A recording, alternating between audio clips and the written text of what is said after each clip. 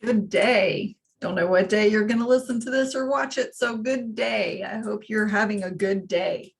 Welcome back to the Coffee and Keto podcast. We're going to make fun of my attempt at making a really pretty sign back here. And I'm going to tell you that my husband, who is a very good drawer, is going to make me a beautiful sign that you'll get to see next week. So enjoy my horrible lettering because next week it'll be way better. This week on the podcast, we are going to talk about leptin and ghrelin. So leptin is the hormone that your body produces to tell you that you're full, and ghrelin is the hormone that your body produces to tell you that you're hungry. Why, you might ask, are we going to talk about this? Well, because we're talking about hormones, we're talking about menopause, and we're talking about keto. And they all go with these hormones. So let's dive in because, I don't like to make long podcasts. And I have English black tea in my cup from Harrods today because we kind of quit drinking coffee. So it's still going to be coffee and keto because I still love coffee, but we're kind of on a tea kick right now. All right, let's talk about ghrelin. So ghrelin is the hunger hormone. I want you to think about intermittent fasting. Have you ever intermittent fasted? We intermittent fast about 95% of the time. Basically, what that means is that you eat all of your food in a 6 to 8 hour window, and then you don't eat for the balance of the next 16 to 18 hours. By doing that, your hunger hormone goes up, but it also makes your insulin production go way down. It makes your human growth hormone go way up. It helps you build and maintain muscle. It helps you, it helps your brain keep from atrophying. So you get all that cleanup and that work going on in your brain. And every time that, and you go into ketosis. So if you're looking to be in ketosis, this will put you into a deeper state. Going into and staying into ketosis is easy as long as you don't throw a bunch of sugary, insulin producing foods back into your body. You can pretty much live on ketones. That's pretty easy. But getting into ketosis can be hard, especially if you're not willing to intermittent fast, because your body is constantly working to process food through it. So you want that hunger hormone to be the more dominant hormone instead of the full hormone, because when leptin kicks in, that's telling your body, okay, I've had enough to eat. So you want ghrelin to be your primary hormone. So we eat dinner between 3 and 4 in the afternoon every day. We have movie night on the weekends. So we'll eat past our normal eating time because we'll have a snack. I usually have pork rinds, and my husband usually has whatever snack he's having, pretzels or whatever. But so that kind of changes things. However, on Saturdays, we don't eat breakfast as early. So we finish eating on the weekends, usually around between 6 and 7. And then we eat breakfast around 9:30 on Saturday mornings.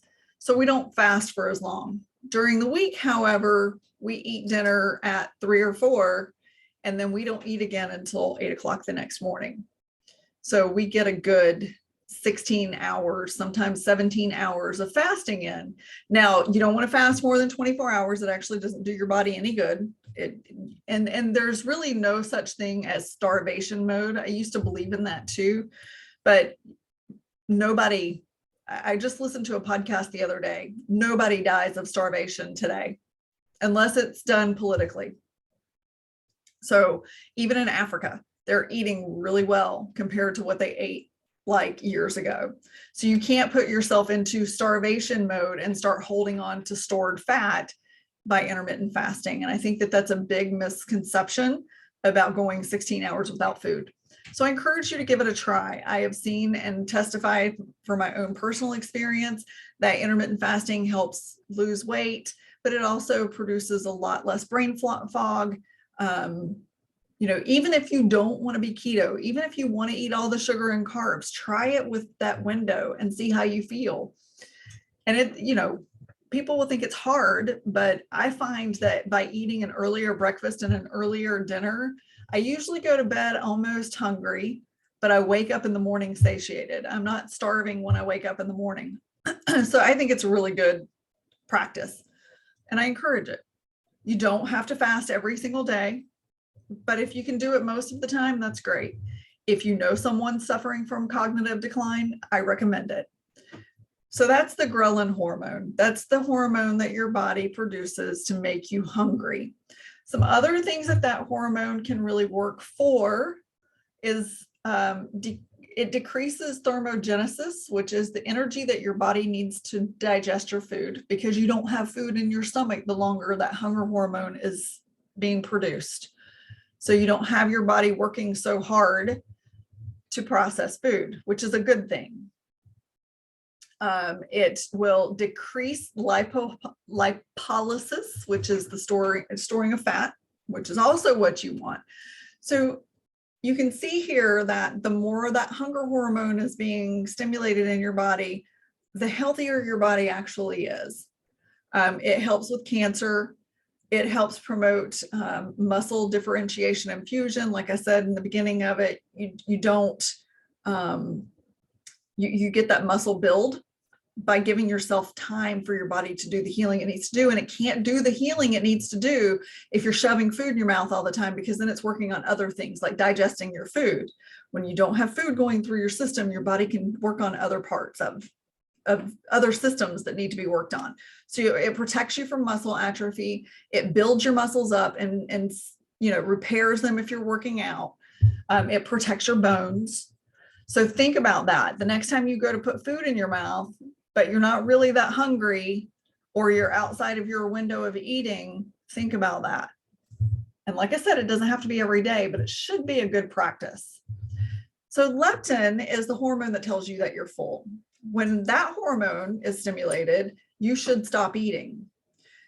The tie between menopause and leptin and estrogen is this. So leptin actually will go up when you're lower on estrogen, but your body, leptin will go down when you are low on estrogen, because your body automatically feels like it needs to feed.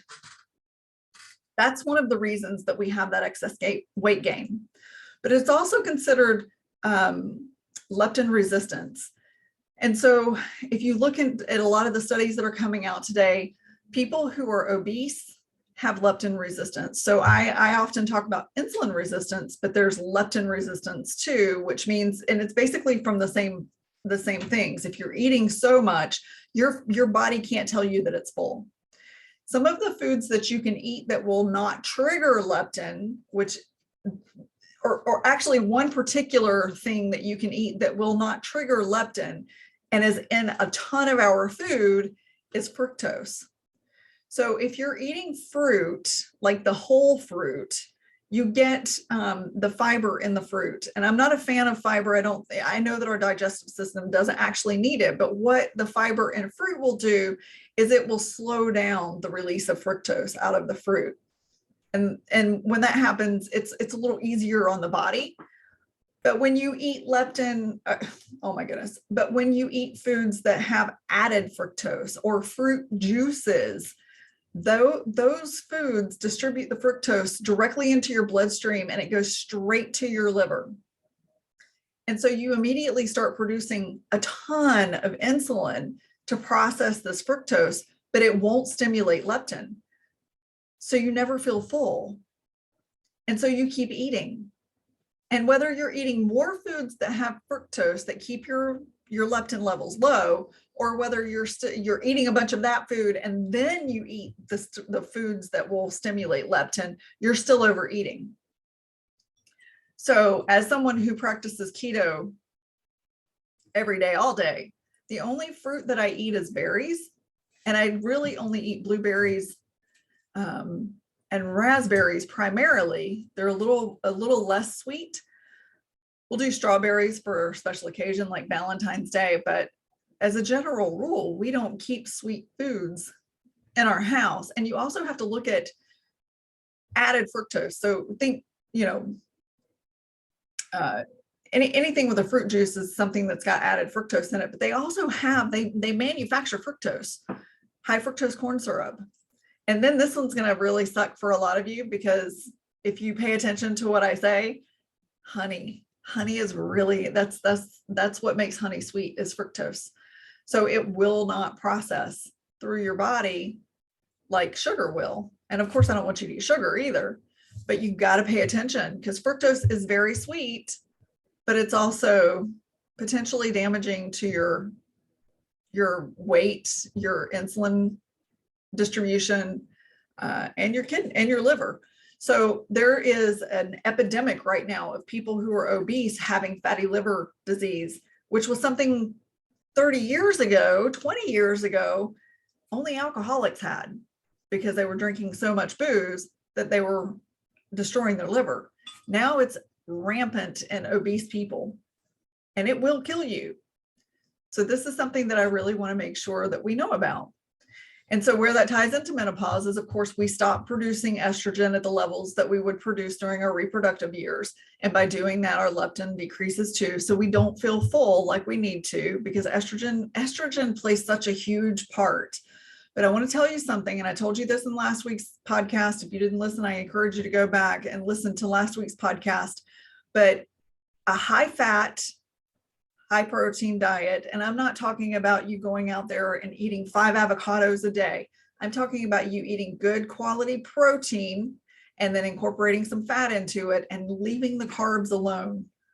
If you can do that, you will keep your estrogen levels boosted even in your hormone, even in your menopause years. You will keep your estrogen levels boosted, and don't get on statin drugs. No matter what your doctor says, you can say no.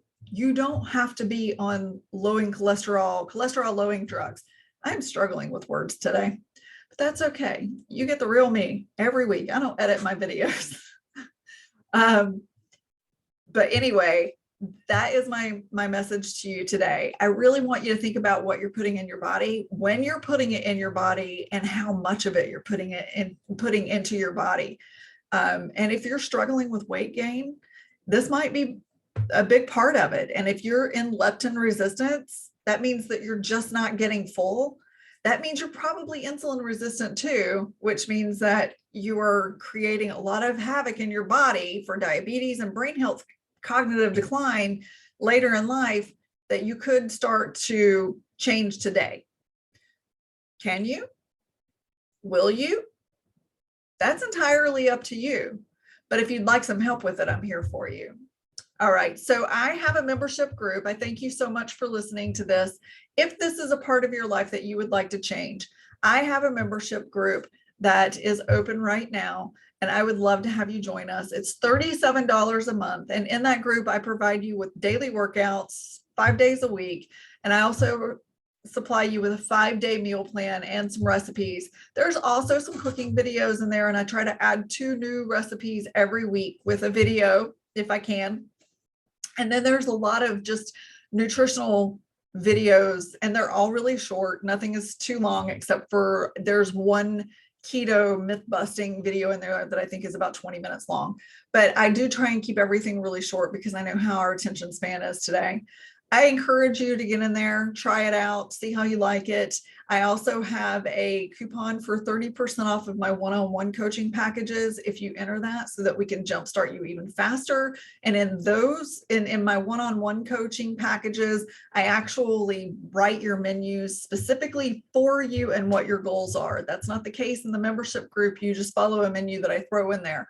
But if I'm working with you specifically, and I also coach you into a supplement plan that might be able to help you reverse any of this, this hunger and growth hormone, or my goodness, hunger and full hormone problems that you might have, menopause problems that you might have.